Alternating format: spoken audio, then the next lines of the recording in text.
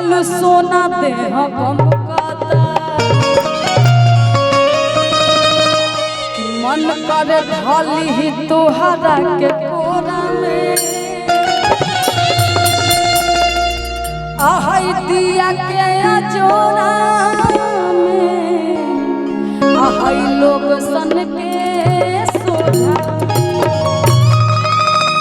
अभी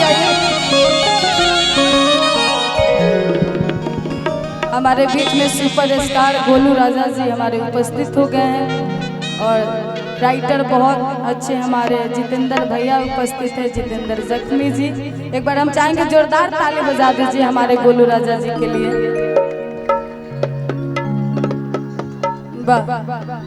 बाकी ये कहना है आप सब लोग से। हाँ।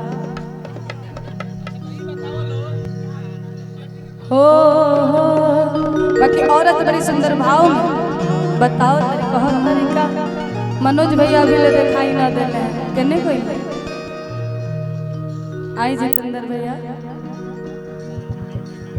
और कहे के आइए तब तक ले गोलू जी सब लोग से मिल रहे हैं कि जब से तू सैया गैला हरियाणा आ घोटले घोटात नहीं के हमारा से खाना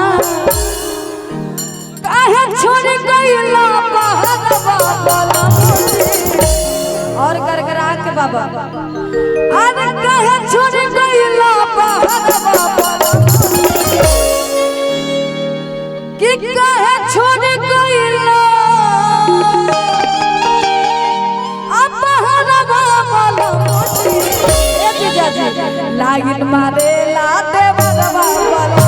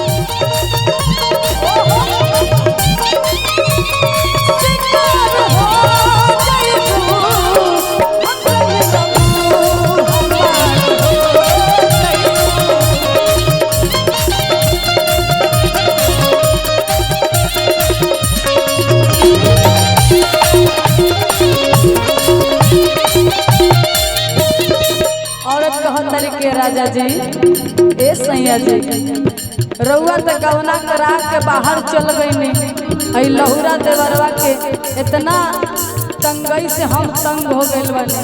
औरत कहत तरीका ए सोना जी देख चलावत में धाने लपा जल्दी से गाड़ी भाग दे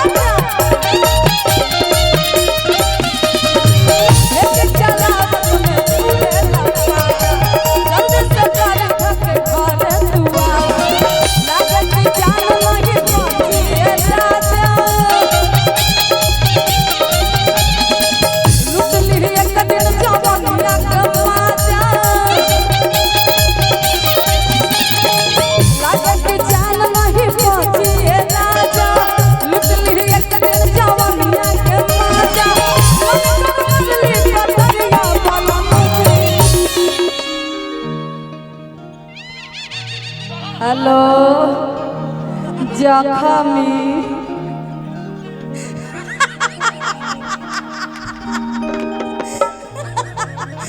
गोलू जी जो हंसे हैं। हेलो सुनो तारू हम जखमी बहुत अंदाज में बोलते हैं जखमी भैया बहुत अच्छा लगता है कि लाइन मारे ला दे लाइन मारे ला दे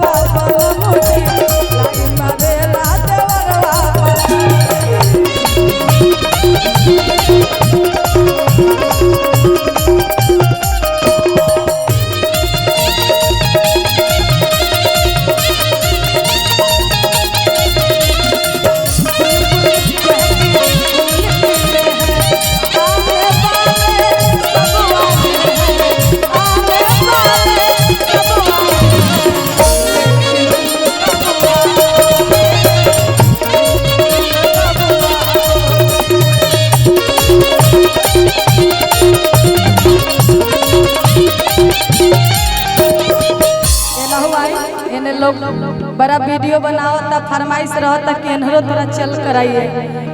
किनकर वीडियो यूट्यूब पे चल के कब के हिट हो जाता पते नहीं के चला।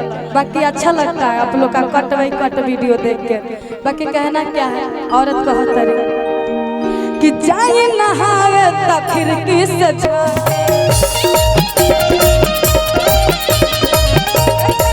हमरा चलिया जी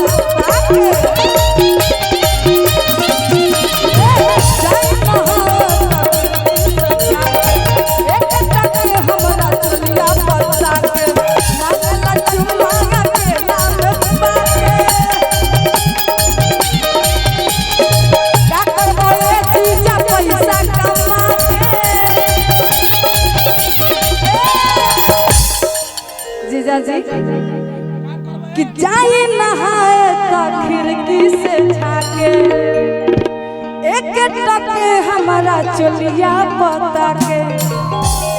औरत कहत तारी बड़ी सुंदर भाव में, का करबे राजा पैसा कमा के, का करबे राजा पैसा कमा के, मन कर मरली पटरिया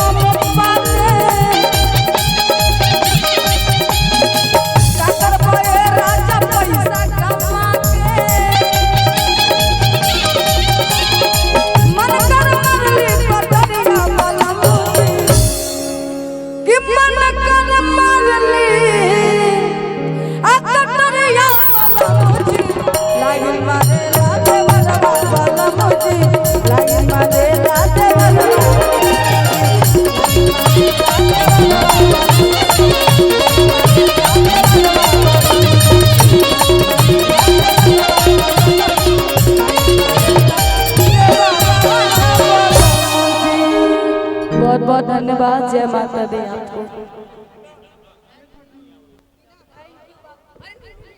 बहुत बहुत